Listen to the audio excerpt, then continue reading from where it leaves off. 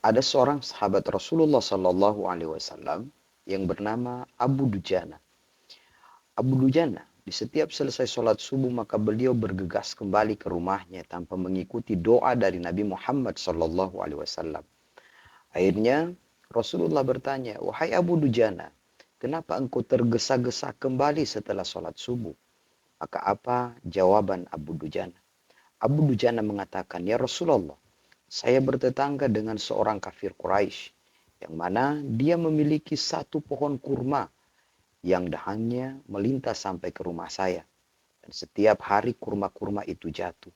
Ya Rasulullah, saya tidak ingin kurma itu dimakan oleh keluargaku. Sehingga saya harus kembali subuh-subuh untuk memungutnya dan mengembalikannya kepada kafir Quraisy itu. Rasulullah SAW menangis. Ternyata seorang sahabat Abu Dujana meski miskin, tapi beliau tetap menjaga keluarganya dengan baik. Bagaimana dengan kita? Dengan harta yang Allah berikan. Tapi ternyata kita masih tidak menghiraukan halal haramnya apa yang kita makan dan mendarah daging dalam tubuh kita.